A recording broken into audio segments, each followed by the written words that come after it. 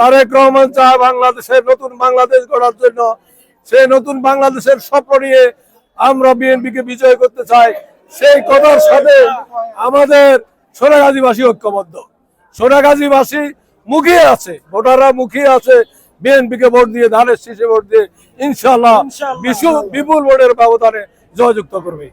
যে 17 বছর আমরা নির্যাতিত একটা দল, সেই এবং আমাদের অতীত দুইটা ব্যাকগ্রাউন্ড আছে, আমরা কিভাবে দেশ পরিচালনা করছি, এবং 17 বছর তারা তুলনা করে বিএনপিকে যেন অবশ্যই তারা ধানের শীষে জয়যুক্ত। যারা এখন হেরে যাবে মনে করে বাংলাদেশের বিপক্ষে কথা বলছেন, বাংলাদেশের স্বাধীনতা বিরোধী কথা বলছেন, তারা এই দেশকে একটি নষ্ট করার জন্য, অস্থিতিশীল করার জন্য চেষ্টা চালাচ্ছে এবং এই জাতীয় নির্বাচনকে বানচাল করার জন্য ফায়তারা চালাচ্ছে।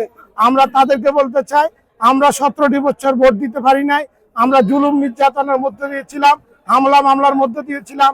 আমাদের এই ভোটের অধিকার যদি কেড়ে নেওয়া হয়, তাদেরকে বাংলাদেশের মানুষ এই বাংলাদেশ থেকে বিতাড়িত করবে। বাংলাদেশ জাতীয়বাদী দল যে যুদ্ধ করেছিল ভোটের জন্য, এদেশের ভোটার অধিকারের জন্য, গণতন্ত্র পুনরুদ্ধার করার জন্য, সেই ভোটের জন্য যে আমাদের অনেক ভাই প্রাণ হারিয়েছে, তাদের রক্তের সাথে আমরা আজকে রক্তের সাথে মিশে আপনার সোনাগাজীতে অনেক ভাইরা শহীদ হয়েছেন। আপনারা জানেন এই ভোটের জন্য অনেক ভাইকে আমরা হারিয়েছি। সেই ভোট অধিকার নিশ্চিত করার পর্যন্ত এবং আপনার সকাল 8টা থেকে 7টা পর্যন্ত ইনশাল্লাহ আমাদের ভাইরা কেন্দ্র পাহারা দিবে।